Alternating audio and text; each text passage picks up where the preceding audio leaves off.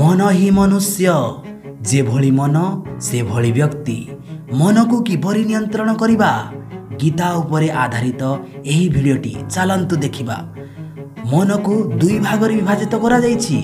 गोटिए बहिर्मुखी मन जहाँकि बाह्य जगत रे सदा सर्वदा लिप्त, अन्यटी निजर प्रतिक्रिया व्यक्त निजे ही करिथाए ताहला क्रमशः मन।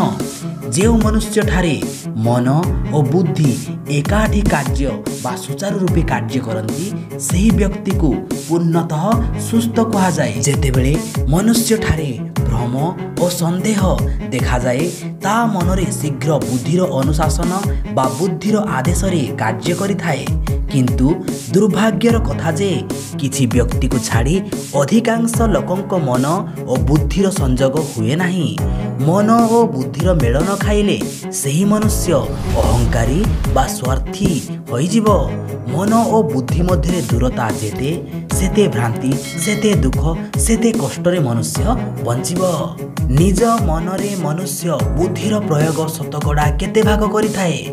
फल प्रकृतिर व्यक्ति 0%, निशाखर व्यक्ति 0%, व्यवसायी बा इंजीनियर 30%, साइंटिस्ट बा टीचर 50%, सन्यासी बा सेवक 70%, प्रकृत ज्ञानी व्यक्ति बा चैतन्य स्वरूप सेमाने 100% बुद्धिर प्रयोग करिथांती। प्रत्येक क्षण मनुष्य विभिन्न चिंता बा तत्व को प्राप्त करे।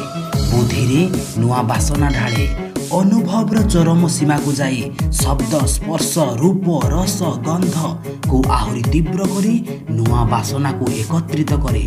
यह को वस्तुनिष्ठ मन कहा जाए। यह द्वारा आमर बुद्धि अधिकरु अधिक बासना रे परिपूर्ण होबा को लागे। सेथिपाई हृदय रे थिबा चैतन्य स्वरूप ज्ञान आमको प्राप्त होई पारे नाही।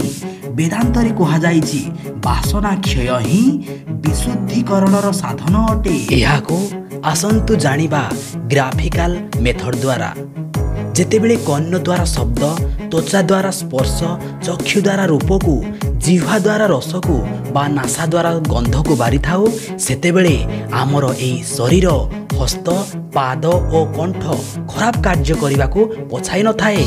आपण थरे निज आत्मा को पचारंतु मु केउठारु आसीछि ताहार जवाब निष्काम मन ही देई पारिबो। जदि मन और बुद्धिर उत्तम संबंध रहे ताहाले मन सर्वदा बुद्धिर आदेश रे कार्य करिवो। एहाकू गीतारे बुद्धि जोग कहा जाए। सेथिपाई तुमको मन अनुसारे नुहे निजर बुद्धि साहाय्य रे कार्य करिबाकू हेबो।